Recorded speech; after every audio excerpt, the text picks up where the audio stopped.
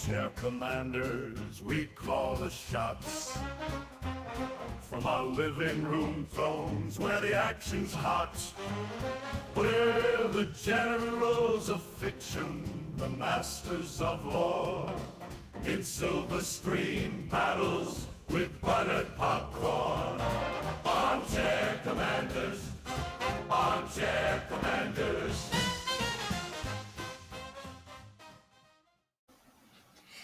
Alrighty, welcome to the Armchair Commanders podcast. My name is John.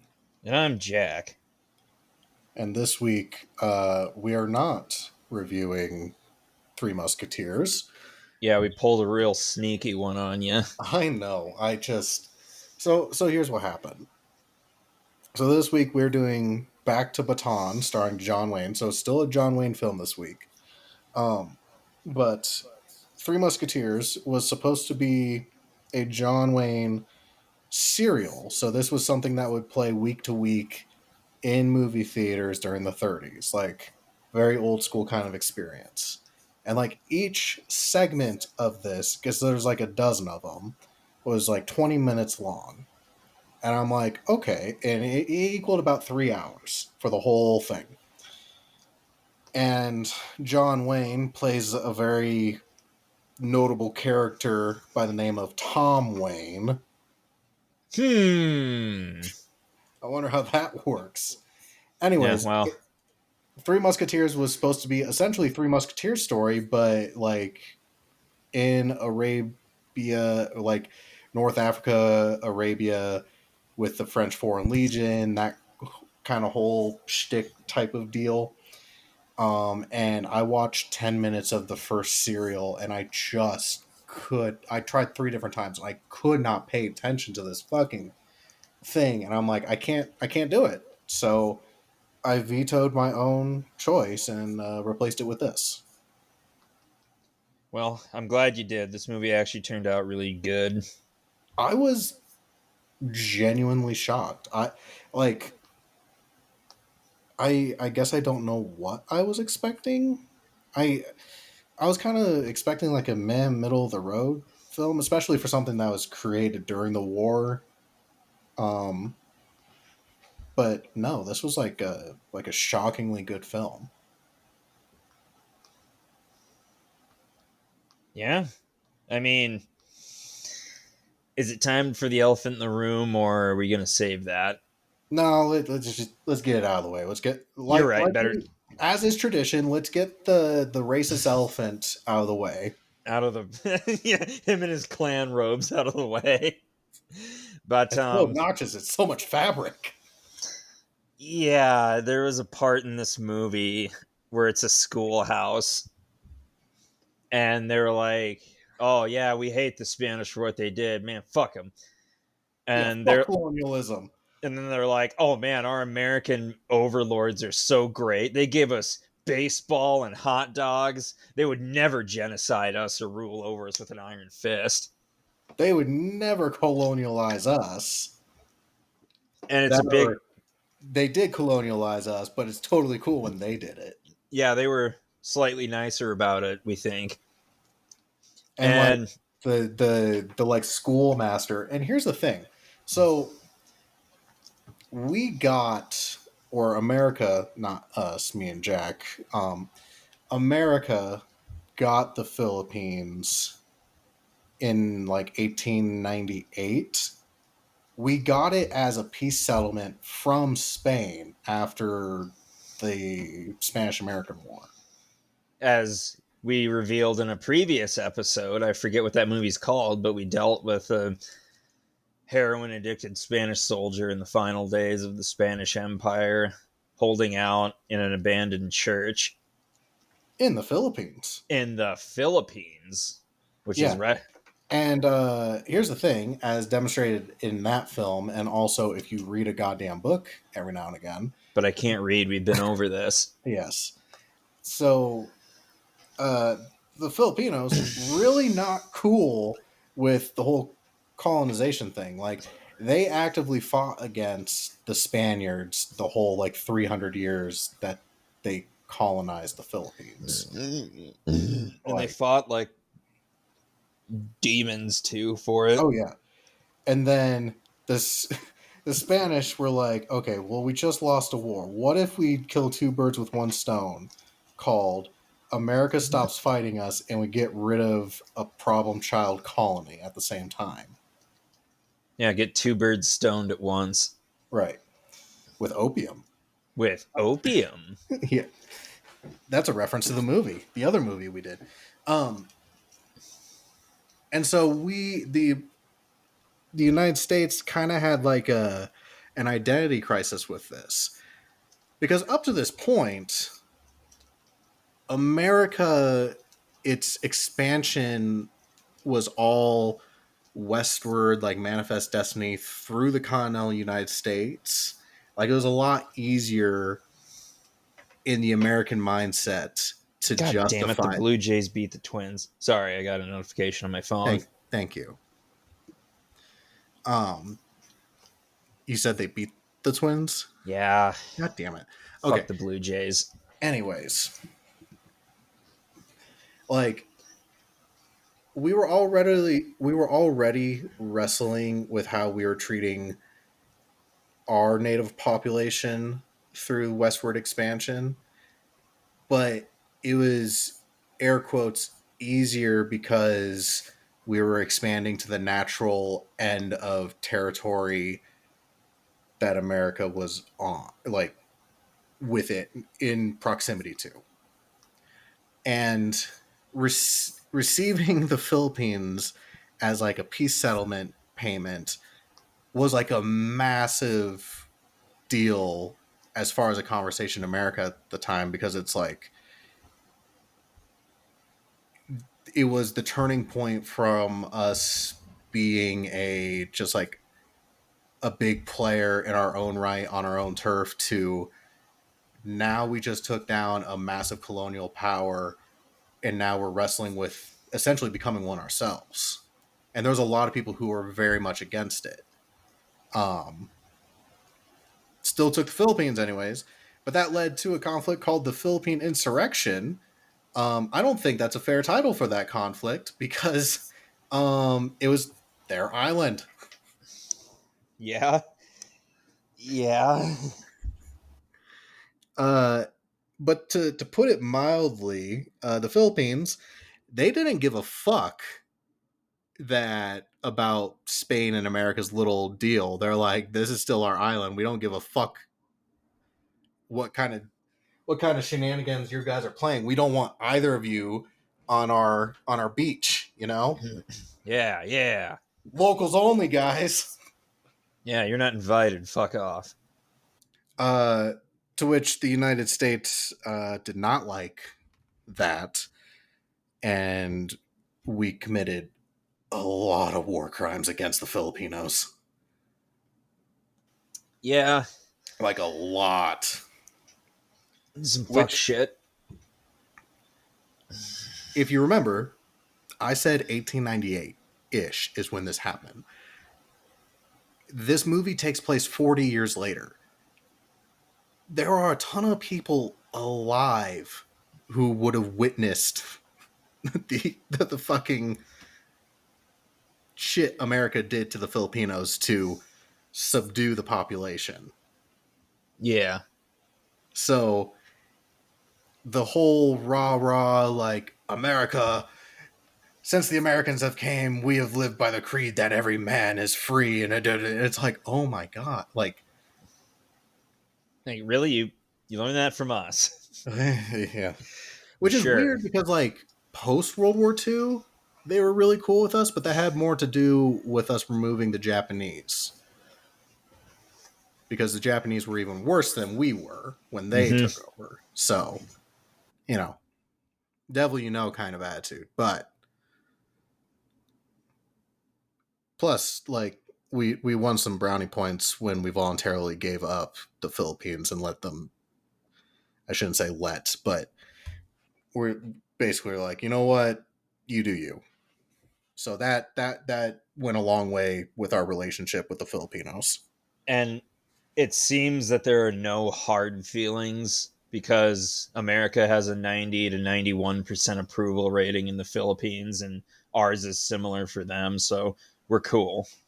Yeah, plus a booming mail order bride market from the Filipinos. And not to mention, one of their greatest export is Facebook Reels to me to so I can watch cooking videos while laying awake at 3 a.m. I've I, for mentioned one, am a huge fan of lumpia. what the fuck's lubia? Not lubia. Lumpia. Lumpia. Cool. What the fuck's lumpia? It's basically like a egg roll type deal, but it's like all meat. Okay, I fuck with that. But I've already talked about the Filipina, whatever ladies that I watch on Facebook Reels where they just cook shitloads of food, usually a meat and some veggies mixed with rice, fried rice. Looks amazing. But they also cook some questionable things like cow's stomach and intestines. I watched a video where they skin like 30 dead rats and cook that. Well, I mean, anything's safe if you cook it long enough, Yeah, and you're not a bitch. right? I mean, so But what that one in a couple thousand die from fugu blowfish? Ain't gonna be me. yeah. So, I mean, that was kind of a long deviation, but I think it was necessary because even for like the most ardent, like America is the greatest place on earth and we can do nothing wrong, the speech that like the Filipino schoolmaster gave felt very rah, like American, like a bald eagle flying in the background kind of deal. And it just Yeah. felt, I was like, this feels corny even by 40 standards. And I was like, it feels like we're overcompensating a little bit here. But Yeah. So we haven't said the P word yet, or maybe we have the one propaganda. oh, I thought you were talking about pornography. Well, you know what I meant, you little weasel. Okay, But continue. Tell me about your propaganda. well, no, it's not mine. It's the movies, which, given this time period, we need to make it as pro-American and pro-Filipino as possible, and we just kind of want to ignore that whole colonial stuff that happened within a lifetime ago. Also, one of the main characters, was it fathers or grandfathers, died. It was his grandfather, wasn't it? I think so. Died in the insurrection, and he died saying like some macho nationalistic shit like Philippines forever or something. And they used that as a rallying cry to get people to join the Americans, even though it was the Americans he was fighting against when he said that. The irony was just not lost on me. But you gotta remember, we had combined enemy. Yeah, the enemy of my enemy. See, I never really liked that phrase because I found it too optimistic. Instead, there's another phrase: the enemy of my enemy shall remain just that, the enemy of my enemy until proven otherwise. Yeah. Did it strike you as odd that every Japanese character knew perfect English? Well, yeah, or else we wouldn't be able to understand them. That's what subtitles are for. Yeah, there was Tagalog, Ta- Tagalog. yeah, Tagalong. Yeah, they spoke Tagalong I'm throughout the. sorry, Filipino listeners. I'm sorry about my insensitive co-host, but anyway, yeah, they spoke that several times throughout the film. But no Spanish, no Japanese. Okay, a Except little for, bit of Spanish. except for poor Maximo. Maximo, yeah, he went out like a fucking G though. I gotta admit. Maximo, no! Yeah, I sent that text to you while I was watching that movie. He just takes out a whole truck full of Japanese soldiers and officers with him like a fucking G. That contributed. There are a lot of scenes in this movie that I really like, but that scene made me laugh. Because So for our listeners, if you haven't seen this movie, Maximo is the name of a little school-age child that John Wayne gets a kind of like father-son mentor-ish kind of relationship with. Um, and Maximo is captured by the Japanese at one point in this movie, and he's like in a truck, and John Wayne and his cohort doesn't know that he's been captured. They set up an ambush, and they're like, wow, there's just one singular Japanese truck. Like, well, how lucky are we? Like, we can take this out, no problem. And like right before they spring their ambush, Maximo, for some reason, is in the front seat of this truck, and he just reaches over and yanks on the steering wheel and careens the goddamn truck off the side of a fucking cliff, which is a and baller move on his part. But you can see, obviously they're not going to use real people because that's fucked up. But so I they use love the dummies dummies. they use because you see all of their arms flail in the same direction. Yep. It was like department store mannequins kind of vibe. Yep. And I laughed so hard at how fucking silly the mannequins were in the back of that truck. It was truly a work of art. Poor Maximo. Poor Maximo. I mean, this movie made me patriotic for a country I've never even been to. I feel like being Filipino would be an easy country to be patriotic in, like Filipino pride. I don't know. I've heard questionable things about the Philippines, especially since Duerte took control. I don't know if he's still in control. I don't know. I don't really keep up on Filipino modern politics, so He was the guy that is sentencing all those drug dealers to death. Oh. He's a bit of a hard ass. Sounds a little bit of an understatement, but okay. If I'm not mistaken, he killed quite a few drug dealers back in the day, and he ran on being tough on drugs. Controversial remarks and human rights concerns. Oh, speaking of propaganda, backtracking a little bit, I really appreciated the love story in this, or the love aspect of it. Like, I don't think we've had a single film yet where a primary character's girlfriend leaves him, and like it's a big point of this character's story or development is like, oh, what's his fucking problem? Oh, a girl left. Like, he's got his mind on a girl. He's got his mind on a girl. Pilgrim. I can't do a John Wayne impression. I really wish I could. Me neither.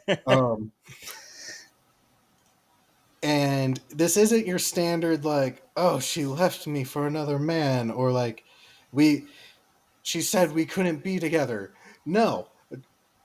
U.S. Army soldier's girlfriend leaves, goes over to the enemy, and becomes the Filipino Tokyo Rose. Yeah. I was like, holy shit, this is an amazing storyline. Right? Actual conflict. I was like I said, I don't know what I was expecting going into this movie, but whoever was in charge of writing was like, they were pulling out the stops on this.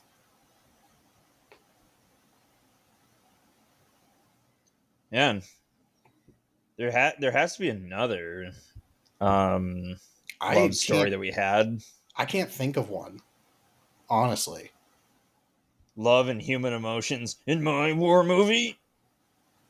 I don't know, not unless you think about like Horse Soldiers, where Miss Hannah Archer like keeps trying to sabotage the cavalry mission, but it's not really the same. And then it turns out that Tokyo Rose actually left in order to help the guerrillas, and she couldn't tell her boyfriend because that would ruin her mission. Double cross. Man. And then they free her in a little kerfuffle when that town is being absorbed. I did appreciate them hitting on the East Asia co-prosperity sphere. Right? Like, the fact that that was the name of the Japanese empire is just so funny to me. Because it's like, I think that's something that is missing a lot when it comes to Pacific War films is why, for us it's kind of like cut and dry. It's like, oh, the Japanese bombed Pearl Harbor and we 5 years later dropped a sun on them. Like, it's a little more kind of cut and dry, but like a lot of times I feel like Americans don't interrogate the fact of like, okay, but why did they bomb Pearl Harbor? And it's because Japan wanted their own little, like, very much like Germany. Like, Germany wanted all of Europe and to be, the one great fatherland and Aryan superiority and all that shit. Like, the Japanese had the exact same thing. They just thought Japanese people were the superior Asian race and they wanted to bring all the Asian countries underneath their control. Yeah, hungry Hitler. Hungry Hirohito doesn't really ring as well. No, it doesn't. But man, I'm going to go to the peace ceremony and spit in the emperor's eye. like, yeah, they touched on Doug, a very controversial figure in American history. Douglas MacArthur. Yeah, Doug out Doug. I'm going to go hang out on Corregidor. Fucking punk ass bitch. Goodbye. Oh, don't mind me. I'm just going to leave my entire command of 80,000 soldiers to fucking fend for themselves. Now, in his defense, he was ordered back, and he eventually came back and freed whoever he could. A true leader would have let himself be captured. Like, no, he would have been like, fuck you, I'm not leaving my men. Yeah, but disobeying an order and letting himself get captured or killed, depriving the U.S. of one of its top generals at the time. I mean, yeah, he made some questionable decisions in the Korean War and arguably cost us the war, but... Oh, yeah, top general, the guy who wanted to glass the entire Chinese-North Korean border. Yeah. But do you see where I'm coming from? Yeah, I do. I can't remember which side it was, but there was, back in the Napoleonic era, there was this fresh-faced commander or general or whatever, and he had direct orders to fall back to a more secure position and wait. But he thought, no, fuck that. I'm going to make a big last stand like all those heroic tales. And he just barely escaped with his life, along with some of his men. I think they pulled off a Pyrrhic victory at best. And then he was expecting to get coronated when he came back to the capital, but instead he got an ass chewing and demoted because he sacrificed a lot of men's lives, and for what? It makes me think of that line from We Were Soldiers. Do you think this is how Custer felt when he led his man into a slaughter? Sir, Colonel Custer was a pussy. Yeah, fuck Custer. Oh. So, what was your favorite part of the movie aside from the Maximo sacrifice scene? There's a lot of good things to this film, actually. I wanted to hit on the practical effects. Like, movies from this time and shortly after the war are usually like super reliant on actual combat footage because they can kind of play it off being black and white across the board. But like there's very purposeful, like we are shooting like the combat scenes in this movie felt more real, or like there was more. The combat scenes in this movie didn't feel Hollywood the way that like the combat scenes with John Wayne and like Sansa Iwo Jima like felt very like over the top action film Hollywood type vibes, if that makes sense.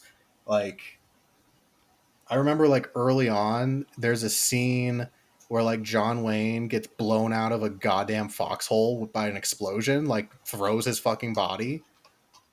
And I was like, holy shit, that's like I you don't really see that in 40s films really that much.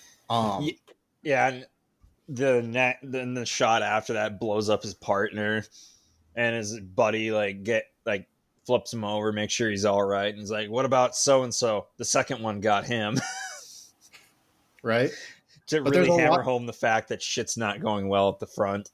But there's a lot of moments like that, and I'm like, this film, for being a wartime film, this film was shot and pumped out in 120 days. And the thing is that when they shot this film, the invasion of the Philippines in 45 was actively happening. So they had to like they did several rewrites for this movie. Like a lot of it was on the fly, but like this movie felt very real, like there's a lot of effort given into it, as opposed to a lot of mid-war films that we see. Like take like a couple years earlier, John Wayne did Flying Tigers, and like that felt like a very phoned in kind of movie. So yeah, I like this film because it feels like they genuinely put like a good amount of effort into it. Right. Not to mention, so I learned a little fun fact. So I mentioned the scene where John Wayne got, the scene is him getting blown out of a foxhole and like thrown like 10 feet away. Yeah. So I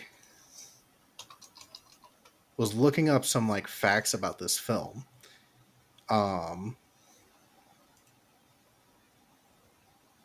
The director Edward Demirtic, sounds kind of like a Russian name. Anyways, Edward Demirtic, he was a big like noir director during the 40s. So this was kind of like a deviation of what he usually did. But apparently he was communist, or he had communist views. And if we know anything about John Wayne, he's not a fan of communists. Nope. And so this caused a beef between them. And apparently, John Wayne refused to use a stunt double for this film. I don't know if that was like a thing he did a lot, but for this film, he refused to use a stunt double. And so the director allegedly purposely rewrote the script several times to do over the top fucking stunts to fucking hurt John Wayne. Because they had beef together. Wow. Which I love that level of petty.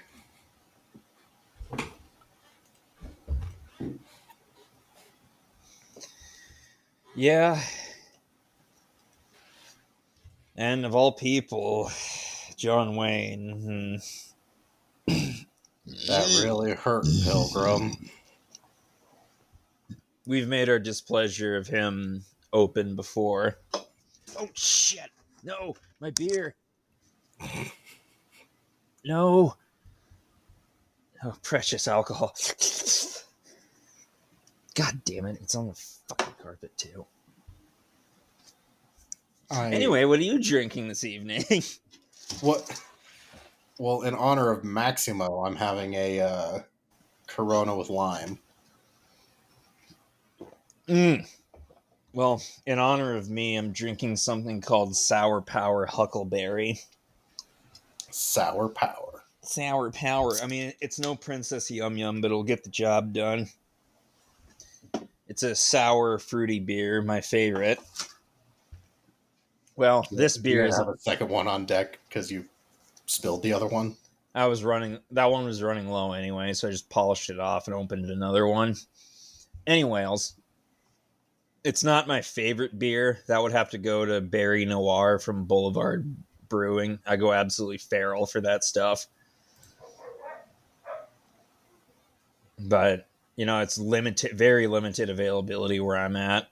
Like I think I've been checking up periodically over the course of like a year and a half, and they still don't have it. I recently tried. What was that? I said I recently tried a new beer that I was a big fan of, and I was so mad. So I recently took a weekend trip to Santa Fe, and there is a beer called Alien Head Amber Ale, and it's like from Roswell. Because of course, hit me with that name again. Alien Head. Oh, is it like head from an alien? I don't know. I've never had that, but my brain completely froze there for a moment. But it was quite good, and so I had it on like a Saturday night when I was out at a restaurant, and I'm like, oh, okay. And we were going to drive back home to Denver Sunday, so I was like, oh, let's swing by a liquor store on our way out as we're driving out. And the fucking state of New Mexico does not allow liquor stores to be open on Sunday. And I'm like, what kind of horse shit is this? Lame. I'm sorry, New Mexico. I thought this wasn't Utah. Wait a minute. Do we have that? All I know is in Denver, you can buy alcohol 7 days a week. In South Dakota, alcohol sales on Sunday are permitted, but are subject to local ordinances. Most like local towns do like a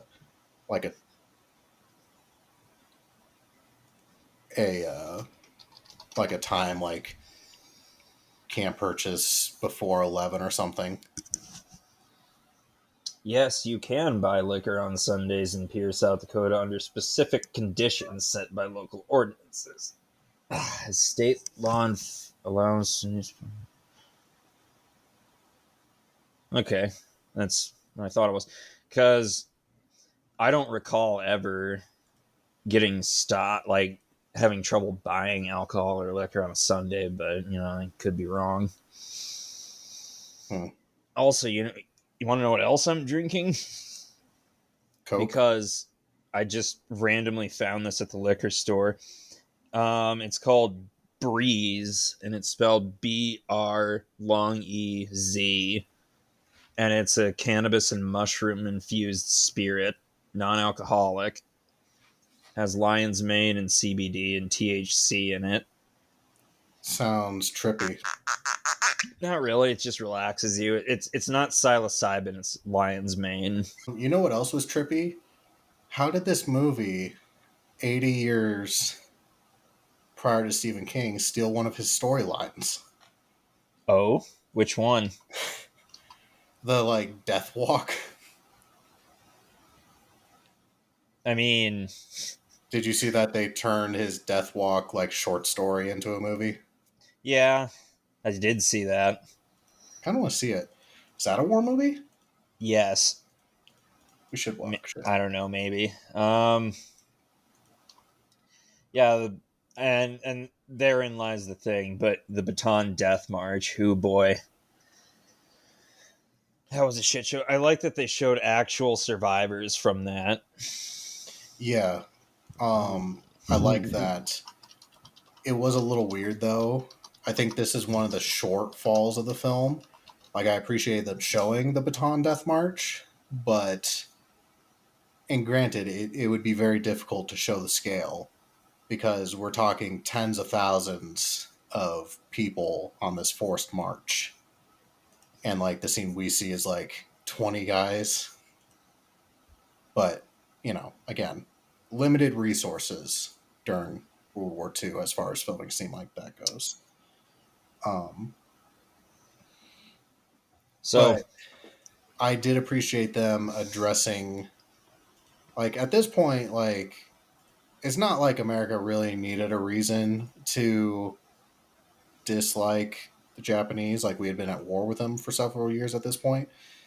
But like this film coming out and like showing them like atrocities that had occurred at the very beginning of the war, as well as stuff that was happening right then and there as the film was coming out, I thought was like an interesting choice to be like, hey, just so you remember, like, this isn't just about the boats. So I looked it up and want to take a stab at how many Bataan Death March survivors there are alive today as of August 2025. 3? 2. Oh shit, I was very close. Last American survivors, that is. Yeah, because a bunch of like Philippine scouts were part of it too. It is impossible to get. I had the opportunity to meet a Bataan Death March survivor once. Oh, yeah? It was when I was a kid. I was about 7 years old is when I met him. Interesting. Yeah. So I had a great conversation with him. Like, I was a weird 7-year-old. Like, I was completely enamored with, like, veterans of any sort. Like, I loved hearing their stories. But when I lived on the military base when my dad was still active duty, something that was pretty common was, like,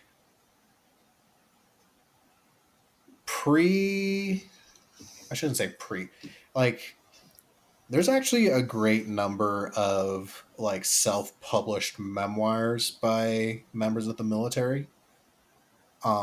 There's a lot of hidden gems out there actually.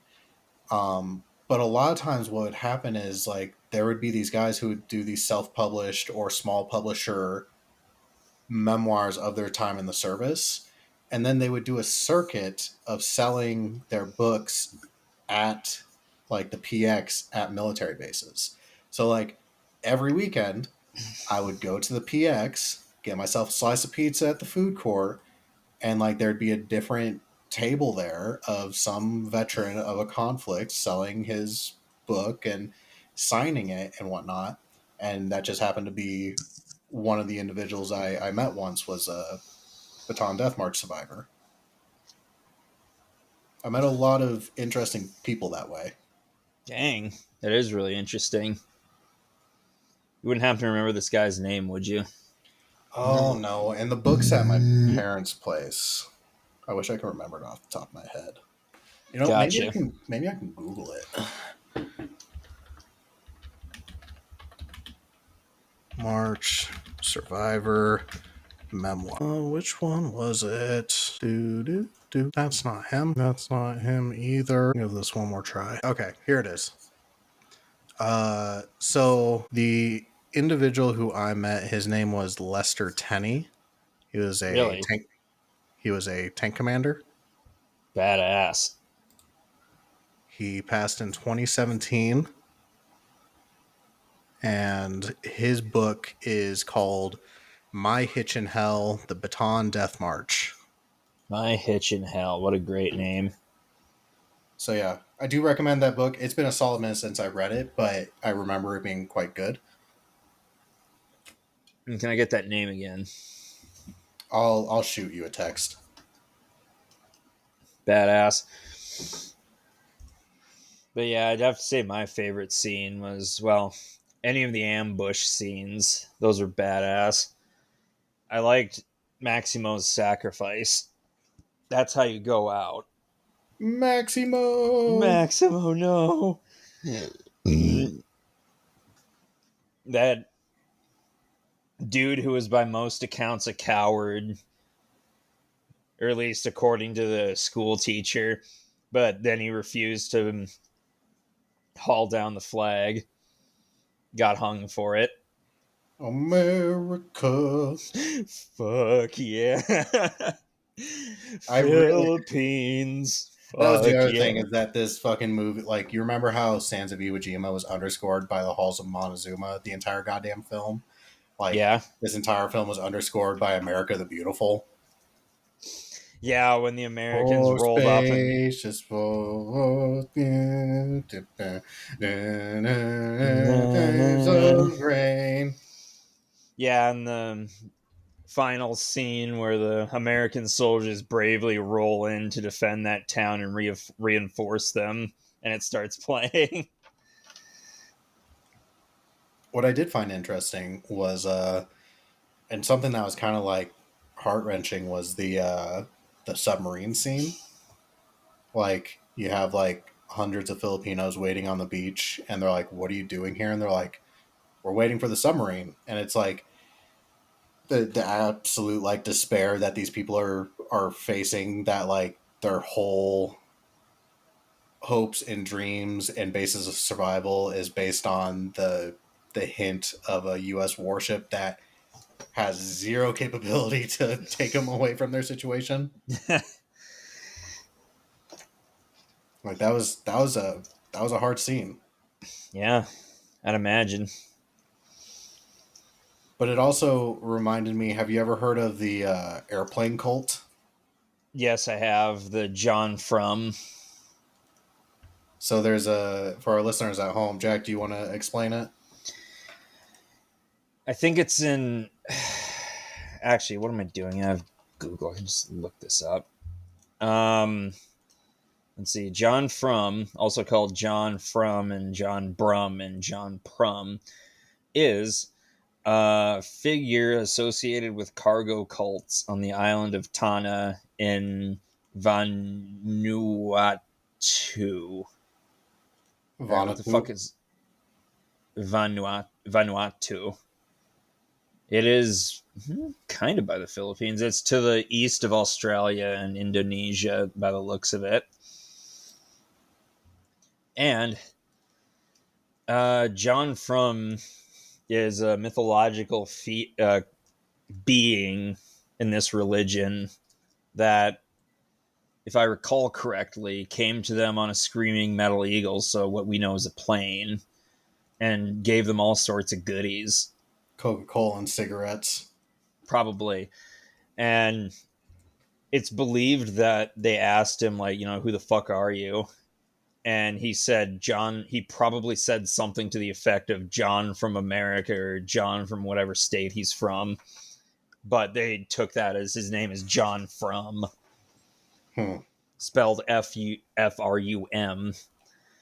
And to this day, even, there's like a ceremonial raising of the American flag, and they dress up in recreations of U.S. military uniforms at the time. They're not great. They're not one for one, but you Oh, got to give them really? you got to give them credit for trying, really. And they build like fake airports and landing strips and whatnot.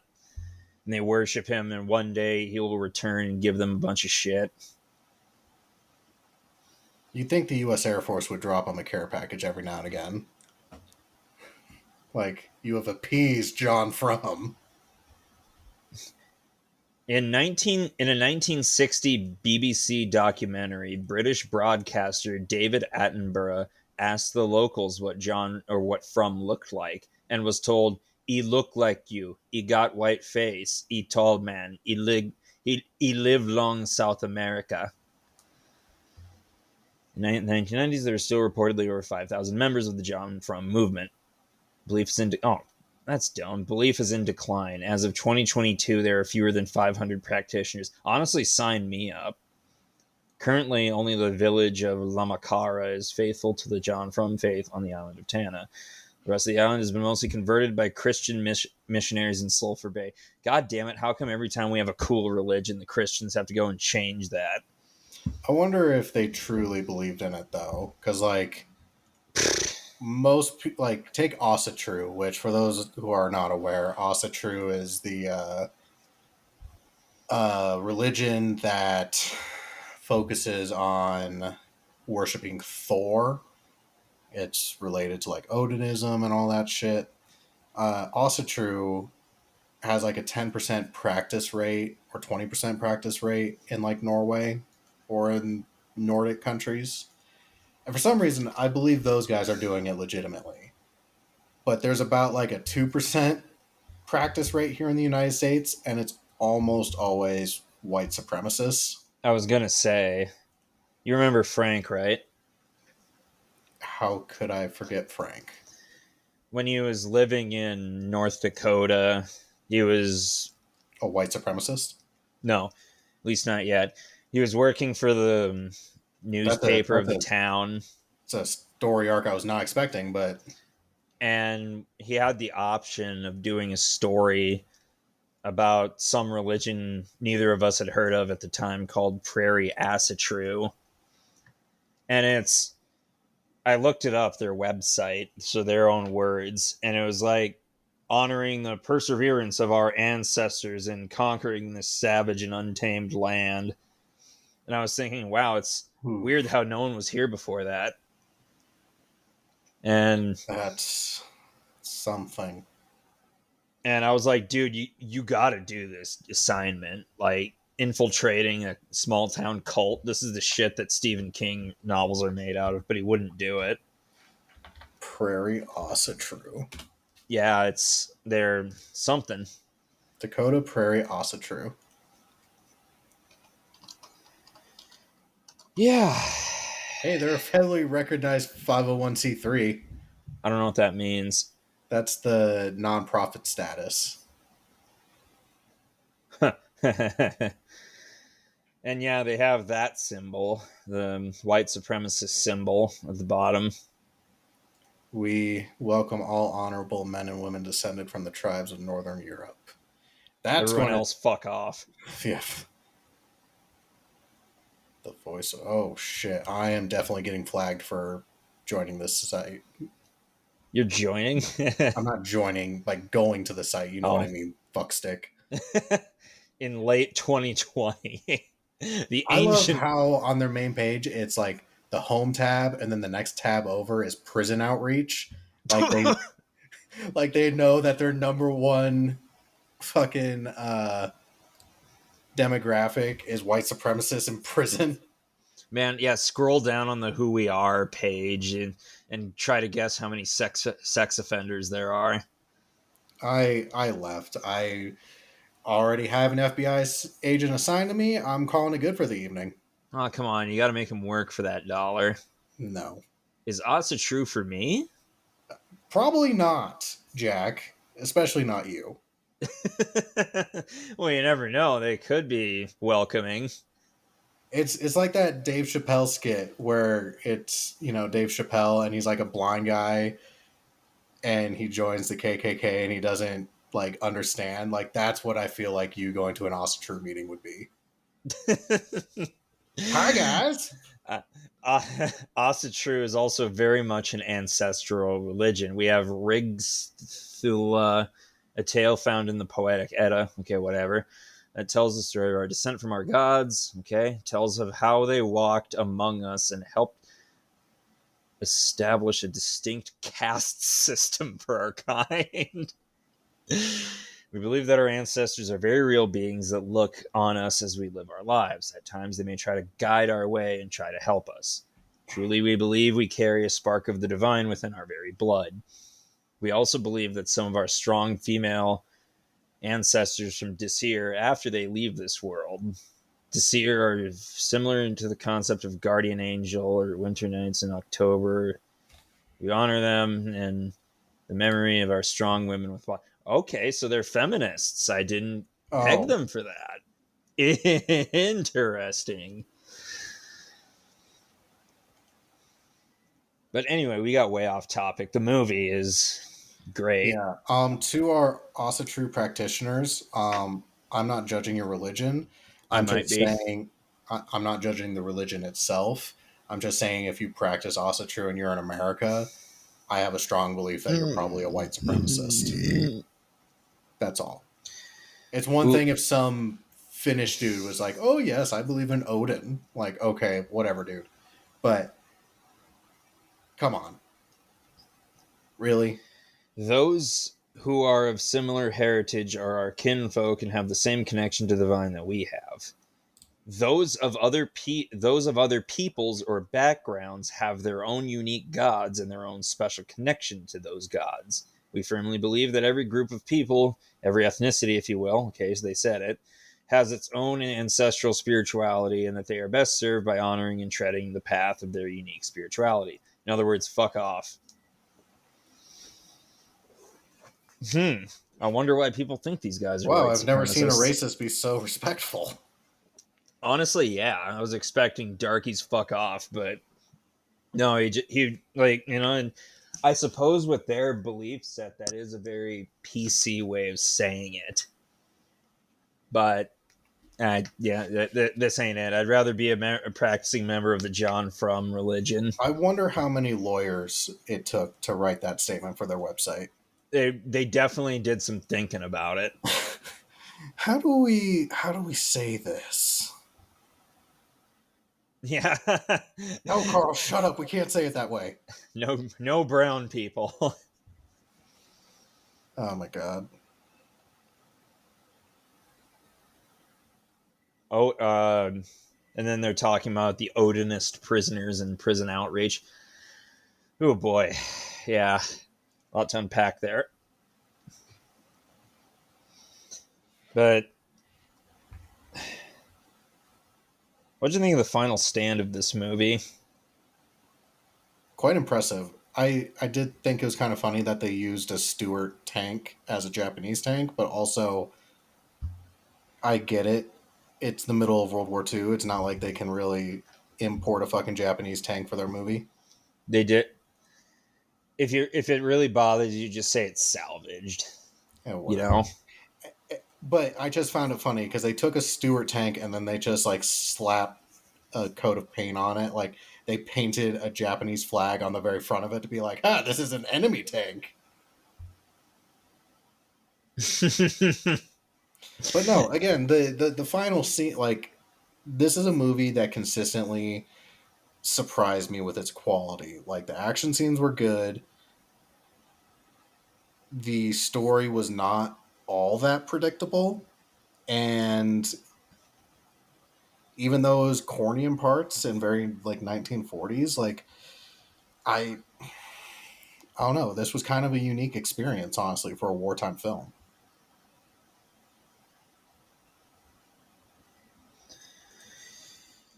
Man, I wish I had some Japanese or some Filipino food right now.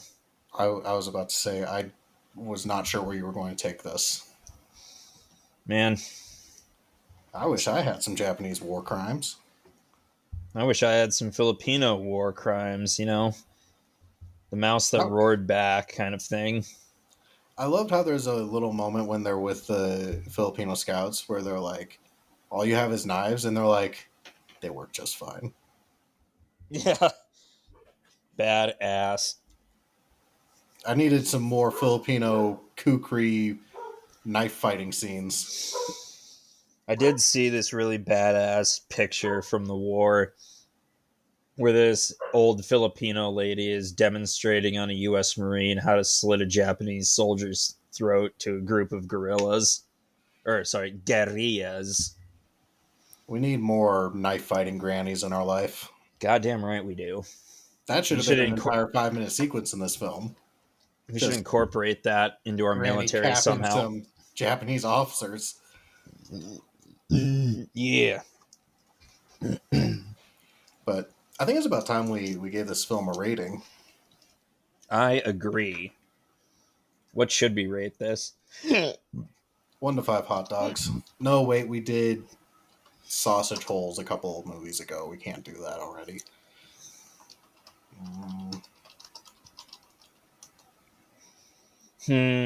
Crashed cars. 1 to 5.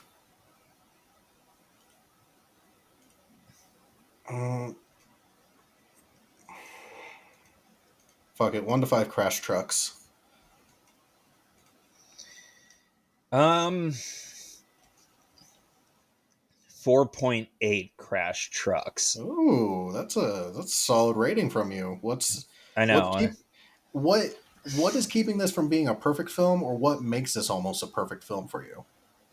It's a really good movie. I was thoroughly entertained throughout. However, I basically have to demote at points for the colonialism and imperialism thing. Yes, I'm aware this is from a different time. Yes, I acknowledge that, but sorry. No, there's whitewashing in this. There's no getting over that. Yeah, there's no two ways about it. Like, this is also very blatantly a propaganda film, but, you know, the American public needs reassurance because the war was very still much going on at this time. It was just kind of winding down. Yeah, like this was mid Philippine invasion was when it was shot. Yeah, and Japanese Empire was on their last legs, but they wouldn't admit it. Yeah. But how about you?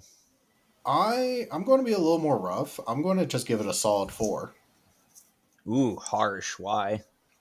Like I said, this film exceeded my expectations. That being Same. said, I wouldn't say it's like a perfect film by any stretch of the imagination. Oh no, It goodness no. A lot of the points I'm giving it is due to the fact that it subverts expectations. But the whitewashing and the the way that they portray how the whole colonialism thing is kind of a big thing for me. So just a 4. But I definitely would recommend this film. I think we should do The Great Raid sometime because I think that would be a great companion film to this. Um, but yeah, and here's the thing: John Wayne has been in good films, but he's always John Wayne, if that makes sense. Mm-hmm. For being a John Wayne film, this breaks that mold too. Really? I think so, anyways. Hmm. What does Rotten Tomatoes give it? So, Rotten Tomatoes, the tomometer is 86%, but the popcorn meter is a bit more harsh at 62%. Interesting. Yeah, I gotta go with the critics on this one. I also, 86 sounds pretty fair. yeah, I would agree with that. But I really got to stop saying that. Is there anything else you'd like to add? Yes. Next week we will have Balake returning. Be lucky, hell yeah. I forgot what movie we agreed to, but it's another Pacific War movie. Ooh. So, for our listeners, go back and check out A Bridge Too Far, Episode 1, Band of Brothers, or Longest Day. Blake is a member of a team that jumps out of C 47s and parachutes dressed as World War II paratroopers. They're called the World War II Airborne Demonstration Team. So he always has a very interesting insight on World War II films. Yep. We just love having him. Plus, he has that Southern charm. I know, right? Your continuing conspiracy to take over this country through Crown and Confederacy persists. Ooh, uh, a little bit of a spoiler. For our listeners, I would like to push a video game. It's not out yet. It's still in beta, but it'll be out soon. It's called Duckolian, and it is a Napoleon Warfare style game where all the characters are ducks. And Hell yeah. the gameplay footage looks amazing, but we are currently talking to one of the devs from that game to come and do a Napoleon film with us. But I bring it up because he's from Europe, and I was like, oh, it's the first time we're going to have a Czechoslovakian guest. Or Czech Republic. Is Czechoslovakia still? I don't remember. I'm going to offend somebody. He just said check.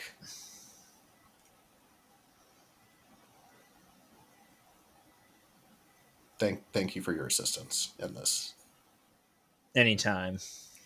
Do you have anything else?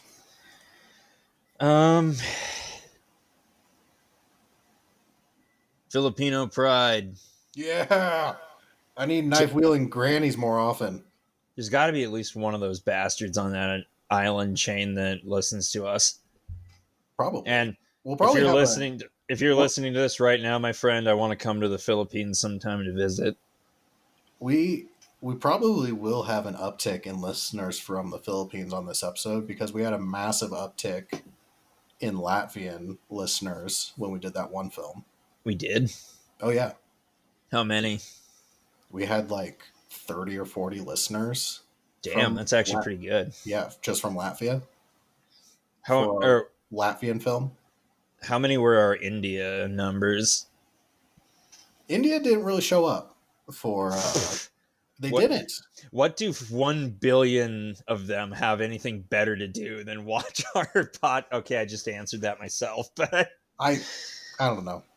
Maybe if we did more Bollywood films, we would have a bigger Indian listening base. Shit, let's just make this a Bollywood podcast in that case. Maybe. Dude, it is crazy. I went down a rabbit hole. There are so many fucking Bollywood war movies. Like, we should get one on the table again soon. We should get one of the actors, too. Dude, I found one. It was a India versus Pakistan submarine movie. I think we should do that. Oh, hell yeah. I mean, I don't know how they're going to explain away the dancing and the singing because that's what submarine warfare operates on is sound. There's a Bollywood dance scene, but they're all in scuba suits. It's like the fucking dramatic Russian singing the national anthem scene from Hunt for Red October, but they're just singing and dancing. To our listeners at home, if there's any movie you would like to see us review that we haven't done yet, just shoot us a DM. I'm very receptive. So if there's some way that we can accommodate our fans, we would be more than happy to bump up a movie on the watch list. Right, Jack? Right. Anything else, Jack? I got nothing. Okay. Well, if you've enjoyed this episode, please leave a review. The stars do matter. You can find us on Instagram, Facebook, TikTok, YouTube, all those good places. Our OnlyFans got shut down, so sorry to say. Aww. It was because of the feet pics. Yeah. People were feeling ripped off because you only had 8 toes. But before we go, back to the whole John Frum thing. Oh my God. What about this? Like, just imagine being explaining to Archduke Franz Ferdinand in hell or heaven or wherever he ended up that him being shot led to a cult being formed worshipping a U.S. airman from America. He would then say, what is an airman? Well, I mean, I'm sure he heard from the news, like some flying devices. Boy, howdy. These flying contraptions. Okay. Thank you, everybody, for joining. Until next time, I've been John. And I've been Jack. And we'll catch you all later. Bye.